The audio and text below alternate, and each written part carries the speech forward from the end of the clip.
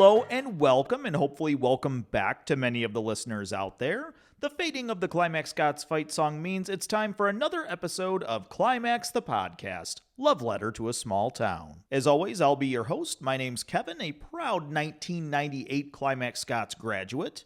If you've listened to this podcast, you know what's coming. If you're new, well, we like to get the business done up front. Climax the Podcast is a free-to-listen-to show, but it is not a free show to produce. It is fan-supported and listener-supported. If you are able to, there's no guilt trip here. If you want to and can support the show, there's a few ways you can do that at our Linktree. Our Linktree has all the ways you can listen to and subscribe to the show, and that is free. There's a couple ways to do things like buy t-shirts that support the show or make a donation. As always, there's no pressure with that. There's no obligation. A few people, when I first started the show, said they wanted to help out to get it off the ground and help get it running and keep it going. So this is what we've set up. You'll also find links to the Climax the Podcast YouTube channel, and that is just full of gems from Climax history, from my own archives and those of the Prairie Historical Society.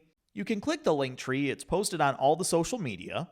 It should be in the description of the feed of the show you're listening to right now, or you can go to linktr.ee/Climax the Podcast. That's linktr.ee/Climax the Podcast.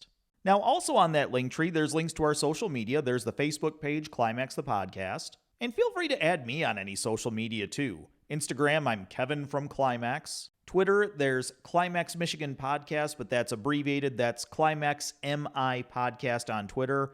I'll tell you, I don't use the Twitter much. I'm not the biggest fan of the Twitter. Also, that link tree has all the social media. There's some for the show, and if you want to add me as a friend or follow me, I don't care. I'd honestly prefer it. Feel free, reach out, add me as a friend, follow me, do whatever you want. I love connecting with people from the Climax-Scotts community. And we want to give a little weekly love to our first sponsor, Kristen Wikoski from State Farm. Kristen's office is on 20th Street, across the street from Ollie's and the Cherrydale Office Plaza, directly behind Chicago Title in Battle Creek, Michigan. You can give her a call, 269-968-5130, or visit her website, callkristen, KRISTIN.com. If you have any needs for insurance, life insurance, business insurance, renter's insurance, condo insurance, homeowner's insurance, auto insurance, I implicitly trust my old high school pal, Kristen. Give her a call or get in contact through the website. She'll ensure that you are insured. Stay tuned to this podcast and our social media feeds for more announcements coming soon. But what I can tell you for right now, it was announced last week, Founders Day weekend. Sunday the 28th, we're going to do Climax Tonight, a live rendition of Climax the Podcast. There's going to be special guests, special musical guests, a whole lot of fun added to Founders Day weekend. More on that to come real soon. Now that the business is done, let's talk about this show. Last week, Huzzah for the Shopkeep with Mark Sinclair. I think it's actually been our most popular episode yet. I don't have all the stats and figures. The Sinclair name just means so much to the Climax community, from the grocery store to the schools to the church and just the community overall. So happy to see so many people who have enjoyed hearing the tales of the Sinclair family. Now, another name that means a lot and has a lot of history in the Climax-Scotts community is Vosburg. And I'll tell you what, I can't really cue up any of these stories better than the woman who lived them. From the archives of Prairie Historical Society, I hope everyone enjoys this recording of a conversation between Genevieve Sinclair and Neva Vosburg. This is Season 1, Episode 4, Neva Vosburg's story, as told by Neva Vosburg. Let's go to the archives.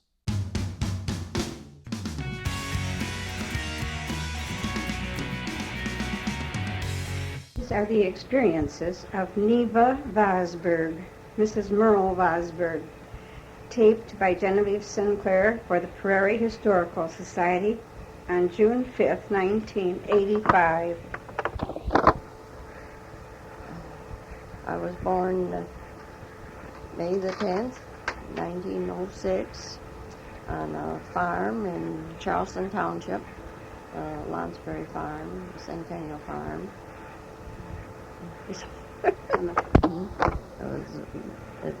My grandmother, Betts, my mother's mother, was there, and she said I was born just as the sun come up that morning. the bedroom was an east room, so they could see that. So the Lonsberry Farm is a farm now owned by Jan and Tim Vosburg, and she's out my the John B. Ives lived on the west side of the road, and when their home burned, they moved across the road with the Lonsberries on the east side. That's the old territorial road from Climax to Battle Creek, and so then the Lonsberries built on a wing, east wing on the home, so it would be large enough for John B. Ide and his wife Margaret and her sister Maggie, who was a cripple. She was in a wheelchair from arthritis. I'm going to stop it again. Harry Hall, his father died when he was a small boy, and so he lived with his grandparents here in the Lonsberry home. And I'm stuck again. That's okay. My dad's mother, Mary Beals, also, plus Mary Hall Beals, lived there part of the time too. So this on down through was my family. It all makes a complete centennial farm. Generations living all the way through, down through. And I lost how it all came about. He married Ellen Betts. Her name was Laura Ellen Betts, and they still kept on living there. In fact, lived there and took care of the grandparents as long as they lived, which was a number of years, quite a few years really. And the home there had been used for many family gatherings. In 1910, the E.J. Lonsberries celebrated their golden wedding anniversary there. And before that, in the latter part of around the turn of the century, the weddings and funerals and such were in the homes, so different than now. In fact, when Grandma Beals and Aunt Belle, her sister, they were married there. And when Grandpa and Grandma Ide died, their funerals were there. And then Grandma Lonsberry had sisters Pearlie and Margaret. And when Pearlie died, her funeral was there too. Also, my dad's father, Charles Hall, his funeral was there. And nowadays, of course, there was now in the funeral home. Okay. Margaret, they called her Maggie.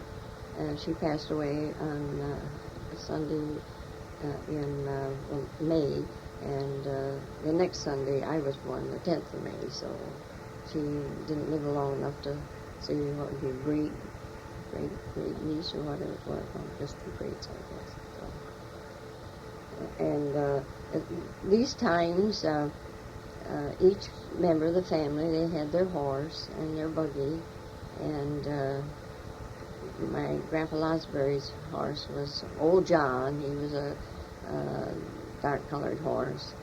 I don't know, maybe they called him David, anyway, he was darker. And my dad's horse was Old Fanny, and she was White Horse. So, and when they went places, my sister tells about, I don't remember about Grandpa's horse. He went somewhere with it, or left the horse and buggy or something. The horse ran away with the buggy and smashed it. So, now here you go. My family, they had 4 girls and a boy. Of course, the boy was the youngest, and so my sister that was 16 months younger and I, we were the oldest, and we were the boys in the family, and we did farm work just like boys, pitched manure, and horses. My dad raised colts, and of course we liked those teams with the colts in because they went faster, and we always chose the colts to drive, and mowing, raking hay, and tedding hay. Of course we don't hear hay tedders anymore, but they used to have hay tedders to stir it up and drive it out. We harness the horses and clean out the stables. My grandfather, grandmother's husband, Fred Beals, he was a great joker anyway, and he tells about when he'd be coming down the road and he'd see those hall girls, the sun going under a cloud, and those hall girls was pitching manure. And in the summertime, you had a binder to cut the grain and shock it, and we girls could shock grain too. And then the threshing machines would come, and sometimes they'd thresh out of the field. If they didn't come soon enough, then we'd have to carry the grain bundles into the barn and thresh it out of the barn. And if they took it in the barn, well then my sister and I, we'd have to place those bundles. They'd throw them up in the barn there, we'd place them just so tear and tear across the barn. We just hated the job. Grandpa Fred Beals, he often helped draw these, and as I say, he was kind of a character, and he'd holler up, "Well, these girls think you like it in Michigan?"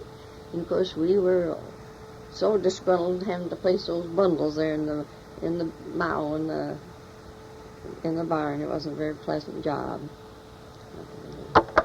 Of course, each family planted a plot of potatoes for their winter use, and that was a back-breaking job. The men would dig them and shake them out, and then you'd have to pick those potatoes up and put them in the bin in the cellar, so you had potatoes for all winter.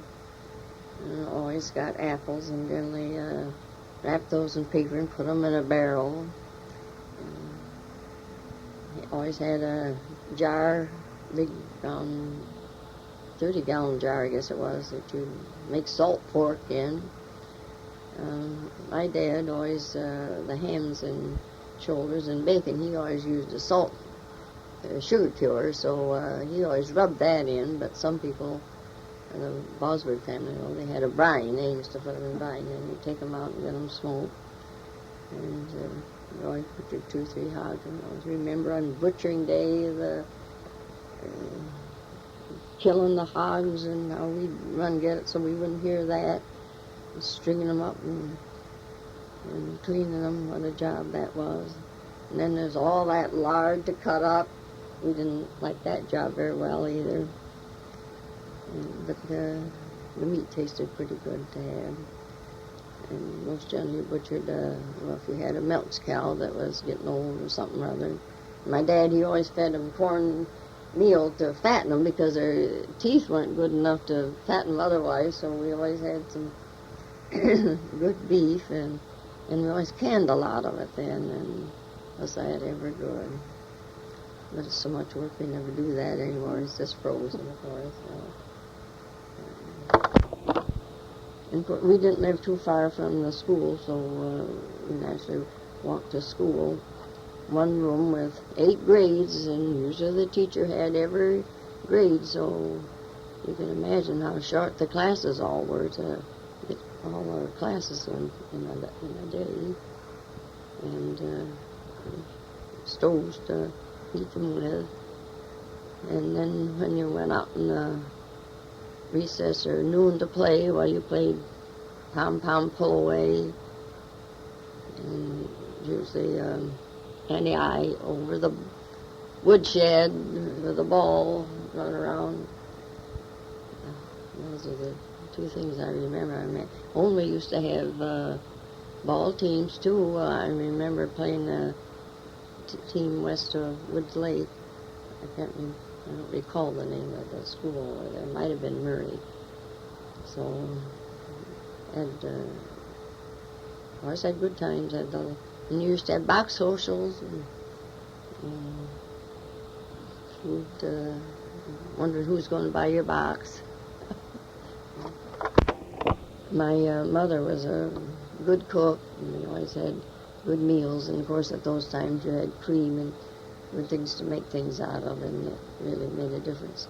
In the summertime, our neighbors, the Adams and the Hoaglands, always raised strawberries, so my sister Gola and I always picked strawberries in the summer. That's where we got a little extra spending money to get something special. Well, picking strawberries, price I remember was 50 cents a crate, is what we got for it.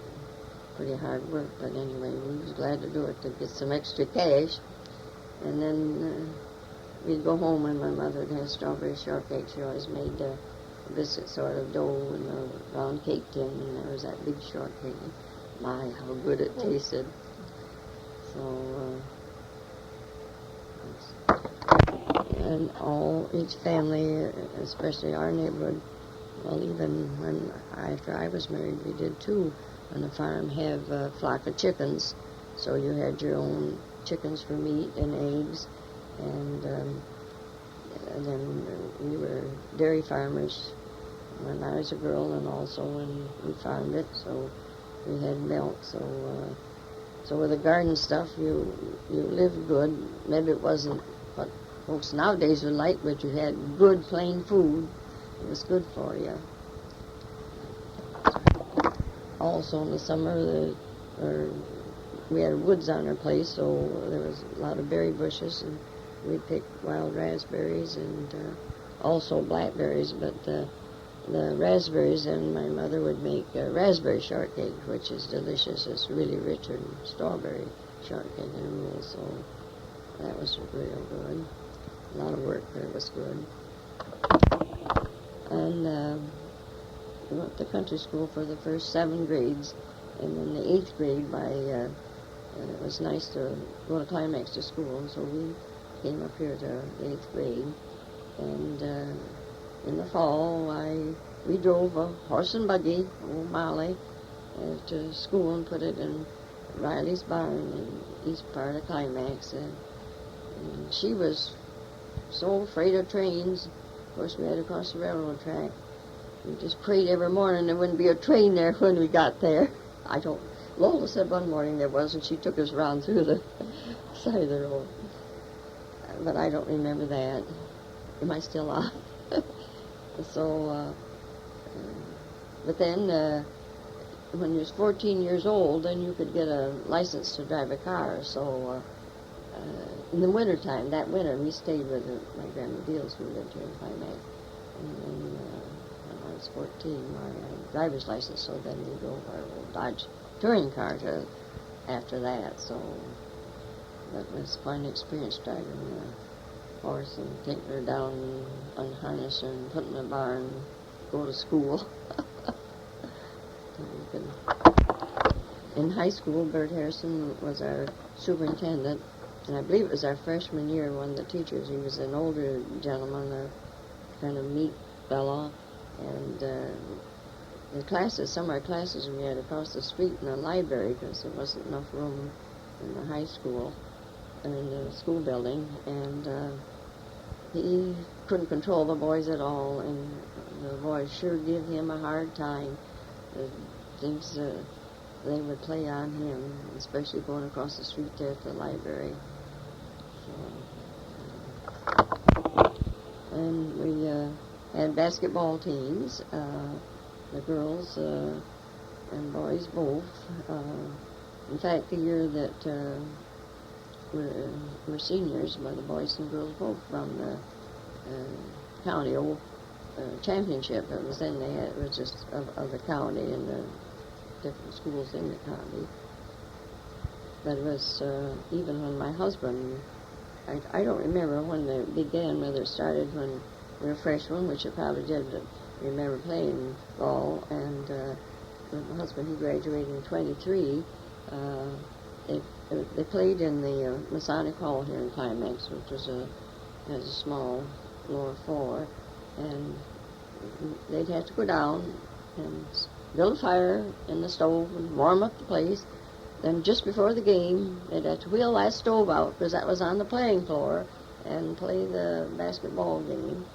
And it was just a little bit in the front was all the space you had for visitors. So different deal than now when they big gym up here and have that filled up for some of their good games. You can't realize the difference it makes. But then it went on until later on when my oldest son graduated in 48. They weren't playing basketball then. He never got to play basketball at all.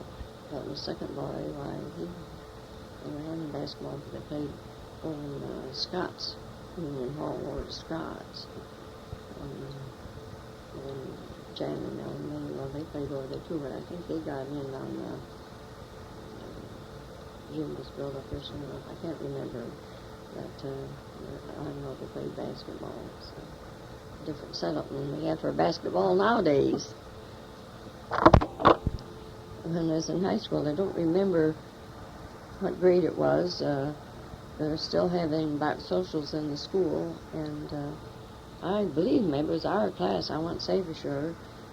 They had a box social, and the girls put up a sheet, and you stood behind the sheet and told your shoe to buy the box. And that's what paid. And the shoe you bought by or told was I'd say was when you reach your meal. When I went into high school, I went in with the intention of being valedictorian. I don't think probably there's too many to do that, but I did. And so you had to carry 4 subjects, and but we carried, part of us carried 5. One would be your math for one thing, and then if you carried 5 subjects, then you took Latin. And so I don't remember how many credits I graduated with, and I don't remember how many you had to have, but I think every year I took an extra subject just to want to get more credit or something. I don't know when it gets up to graduation. I can't remember right now how that did turn out. And I was valedictorian, which I was very proud of. And Merle was salutatorian of his class, too. And then it goes on, and Jan was valedictorian of his class. That's my youngest son. So, but my oldest son, he went to school he could have got better grades, but he was having a good time too. That's what he said anyway. So, and Ella May was valedictorian too. I mustn't forget that. So, but if you unless you are unusually smart, you make sacrifices. When you go in, you got to go in. You can't goof off a year or two and expect to get up there. So if you really want to do something, you better make up your mind when you start. But you don't have to be valedictorian. Just if you make the most of your high school, that's what's necessary. So in 11th grade, the juniors always we had a junior-senior prom, and the juniors entertained seniors, and we entertained the class down to Post Tavern, and we had a meal, and each one wrote a paper. I remember I had the class poem, and I don't remember what all the others of course they'd have a class history. One thing, another class tells what the future is. I forget what you call that. So that was what we did for to entertain the seniors at the senior prom. No dancing, as far as I know, no dancing in the school until later years. I think probably not until this last building, because there wouldn't have been a place for it, and they just didn't have dances or anything. So, our class was composed of 7 girls and 7 boys, the largest class to graduate up to that time.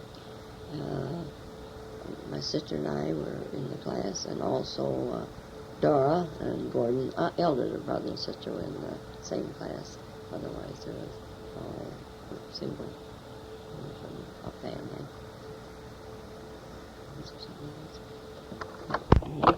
Let's see, well, better say Merle Vosburg and I had married in March of before I graduated, and well, then that summer I worked at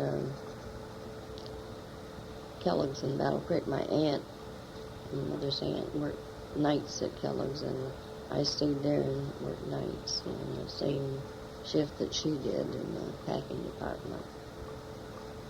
And that was the only time I ever worked out like that. We lived with well, we stayed for a short time in my folks. Then we lived with Merle's folks up in the big brick house on the roof farm, and Merle went to work for Frank L. Wilson in the hardware, where he worked for quite a few years, and stuff like that took quite a long time. And we lived in a tenant house on the roof farm where Merle's folks were found a mile north of Climax. And then they hired a hired man, and we were living in the tenant house, so we moved uptown in the hired man's house, and the hired man lived in our tenant house. And so Right up there. we lived there for a few years, and then we moved down on my folks' farm. We went to Battle Creek, and we were there for a couple of years. Alan was born there February the 2nd, 1932. And then on the spring of March 1st of 33, we moved south of Climax on Willison Farm, Charles Wilson Farm. In fact, it was Mrs. Charles Wilson's home called Eldred. She was Stella Eldred. And we were there for until November the 7th, 1947, we moved back to on our farm, the Lounsbury farm.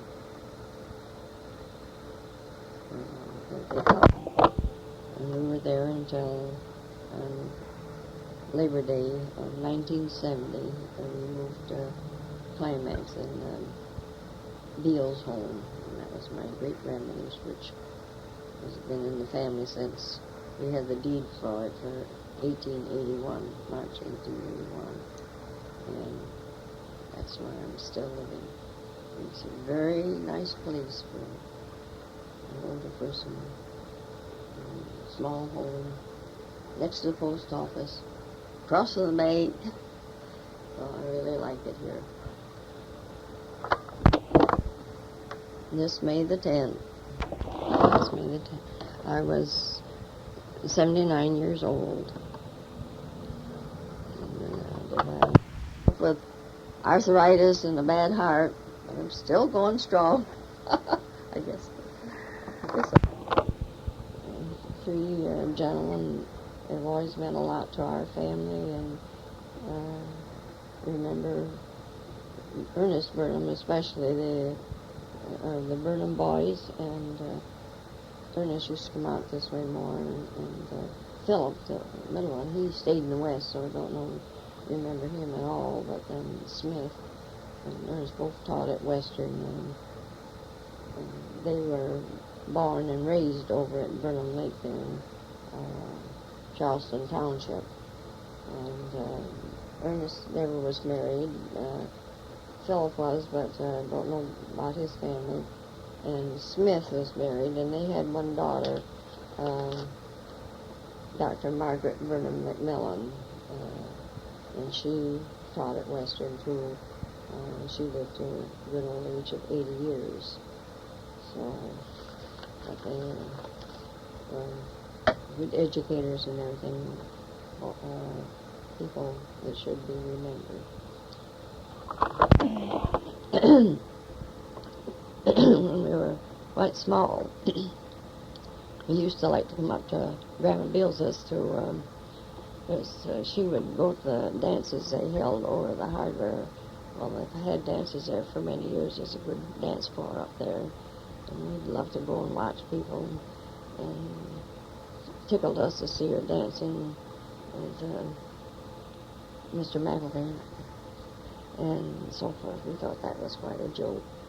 And she could waltz very good. We just used to love to see her waltzing around up there on the dance floor. Some of the older people I remember real well was Hubert and Mrs. Elwell. I don't recall her first name right now. And she had the Baptist cradle roll. She was such a sweet person. I also remember Aunt Nell Lefevre and her sister, Mrs. Fred Riley. Also Mrs. Delilah Peirce. She's Vernella Harrison's mother. And she was another sweet person. Think a lot of.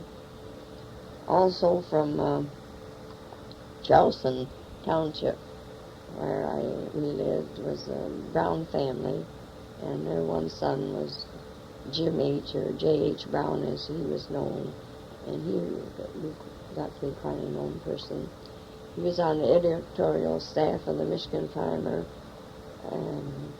for, I think it was 25 years, and much credit goes to him for getting the first RFD at Climax. Also, in 1917, getting a monument, and I've got the articles tells that somewhere. He also was a photographer, so and he conducted farm tours and things like that. So I did want to mention him because he was a person who deserves to be known about. The Maccabee Lodge was started here in this vicinity March the 15th, 1896. My Grandma Beals belonged to that. And the first meetings they had them over the restaurant, the McElvain restaurant. That's artist there. I want to mention, I was speaking about Grandma Beals, 5 generations we had in 1948. Grandma Beals was 87, and my dad was 70, and I was 43, and Kenneth was 23, and Susan was 1 year. So, my oldest was a boy. He was born January the 7th, 1926, Kenneth Edwin. Edwin was the Vosburg name. And the second son, Alan Elijah, was born February the 2nd, 1932. And Elijah was named for my great-grandfather, Elijah Lounsbury, that we thought so much of. And also a family name. My dad's middle name is Elijah, too. And the third boy was born April 14th, 1935, Jan Merle. He was named after his dad. And third was our girl, born April 11th, 1937, Ellen May. And she was named after, my mother's name was Laura Ellen, and my husband's sister's name was Ellen, and my middle name was May, and Mother Vosburg's middle name was May, so she had named that. I have 20 grandchildren and 20 great-grandchildren, and besides I have some steps, and I didn't bother. I forget, I keep talking. I might shut it off. I've been a 4-H leader for 40 years now, and an extension the same number of years. And first, when my families were Baptist, and our names were put on the Baptist cradle roll, and we went to Baptist Sunday School. But then later in years we changed to the Methodist, and My husband and I belong to the Methodist Church as well as some of my children and grandchildren. I guess I'll have to take it to you.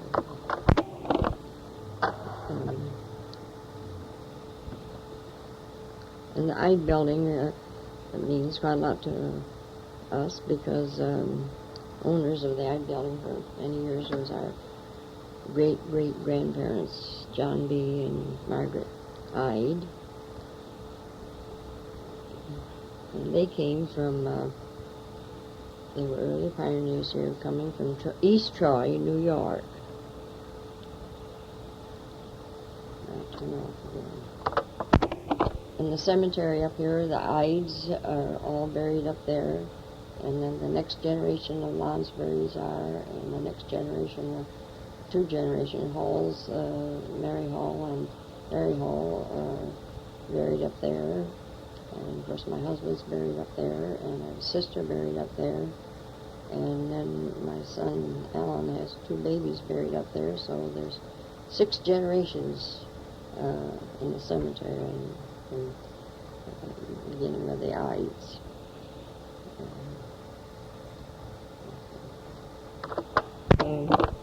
My dad had a Ford touring car in 1915, and after that a Dodge Touring, and it was it had isinglass curtains that you had to put on when you wanted to close a car up or anything.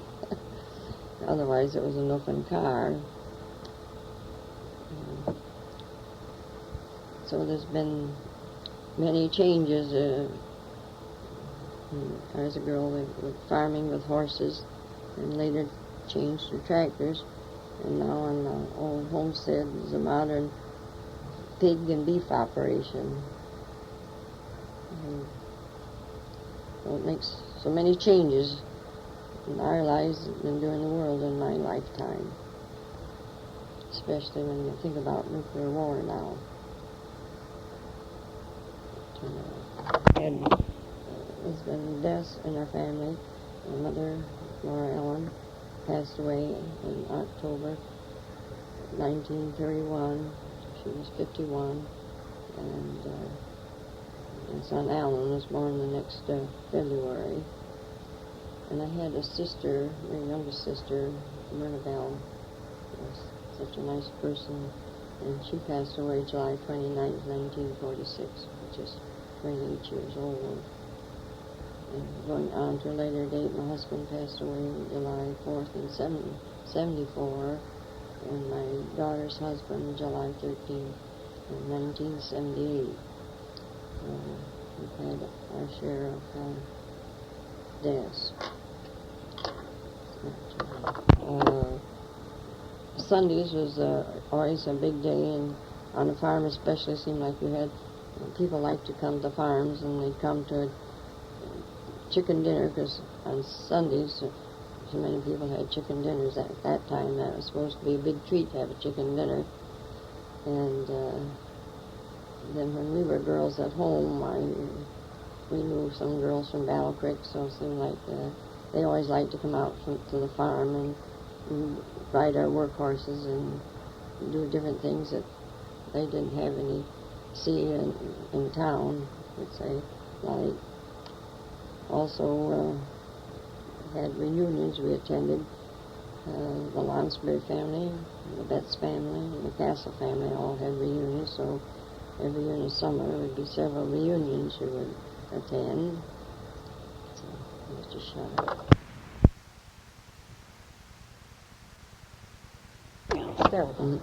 We lived near Fort Custer, and World War I, there were so many soldiers passed away with the epidemic of the flu, and we could hear had firing range, and we could hear the shells exploding, and even picked up some shells on the edge of our land. We were that close. And when the war ended, we all ran out and rang bells and had a big time because the war was over. In the World War I, my mother's brother was in the service, and he went to London, and that's as far as he got when World War One ended. Then in World War II, my brother was in the Air Force, and he was a gunner, and he flew many missions over Italy. Thanks. And when I was a girl, it seemed like there was much more snow than there is now. Of course, the roads were plugged by, they were left that way. You got in the sleighs and went through the fields or wherever you could go to get through. And if you were selling milk, well, you had to get the milk out to the main road to be taken. And went on the sleighs. I can remember going to Grandma Betsy's for Thanksgiving on the sleighs, and we had soapstones that we would heat and put them under blankets and keep us warm until we got wherever we were going. Okay. And after the Civil War in 1865 was when John B. Iden was my oldest boy. Kenneth had 3 children, Susan, Gary, and Dennis. And the second boy, Alan, had 7 children, Alan, Robin, Nancy, James, Sam, Jerry, and Paul. And the youngest boy, Jan, had 6 children, Laura, Tim, Eileen, Greg, Andy, and Doug. And our daughter, Ellen May, had 4, 2 boys and 2 girls, Renee and Kathy, and Eric and Ed. Edwin, I should say, I suppose. And she was married to Don Hiscock, and he was sick with lupus disease for several years and passed away in 1978. He was just 45 years old. It was very sad. He was such a good father, and they were such a nice family and thought so much of each other. And the youngest boy, Jan, he is a very good farmer, and they have the old homestead and have a modern beef and pig operation on the farm. And with his family of 6 children, they're a very busy family too.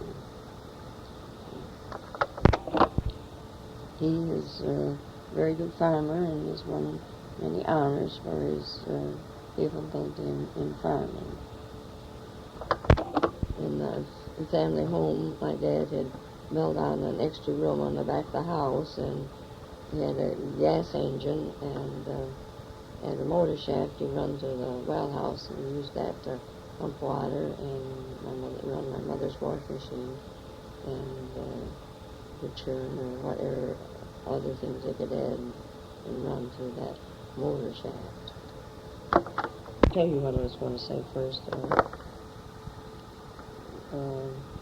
Through the generations down, my family have been highly respected citizens of the community, and of course we've tried to keep on to be good citizens and such. So with the good help of Merle and our family, we've been able to carry on down through, as it has been down through the years, and as trying to be highly respected citizens. Over the years, we've had very many good neighbors and many very good friends too, which we're thankful for.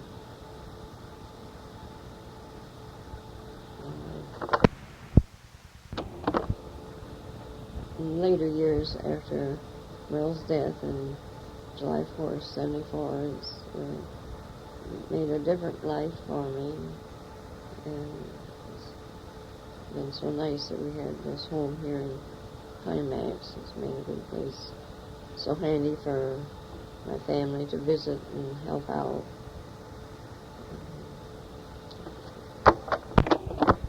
And my family's sure have been so helpful and so good to me. Nothing done without them. It's nice to have children. I, Neva Vosburg, appreciate this opportunity to make this recording of my life experiences on June the 6th, 1985.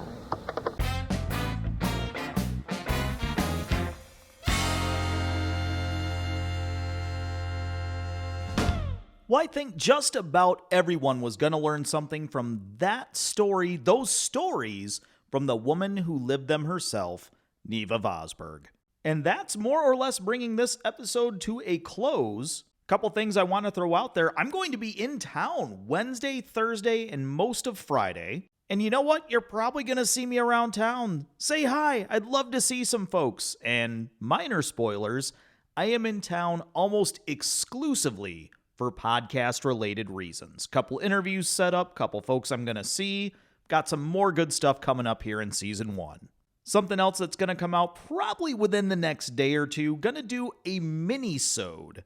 Not quite a full episode, but what in my opinion is just a very funny, very heartwarming story about the late Lois Joslin. We shared last week on the podcast. Lois Joslin, longtime administrative assistant for Climax-Scotts Community Schools, passed away. Have a little story I want to share called Mrs. J Saves the Day. And I'm doing my best to line up a phone call with my cousin Suzanne Wiesis. I really want her help in telling the story because it's one of those stories that it's just so, it's endearing, it's ridiculous. It's just an unapologetically Climax story that any combination of people outside of me, my cousin Suzanne, and Lois Joslin, this would have gone a very, very different way. That's all I'm going to share for now. I think everyone's going to enjoy this story as we're all fondly remembering and mourning the loss of Lois Joslin. As always, I ask that you like the show, subscribe, review, share it. The more you share your thoughts on it, the more eyes we can get on our social media and the more ears we can get on this podcast. I'll be back next week with even more good stuff, because that's what we do here. It's nothing but good stuff on Climax the Podcast, Love Letter to a Small Town. I'll talk to you all real soon.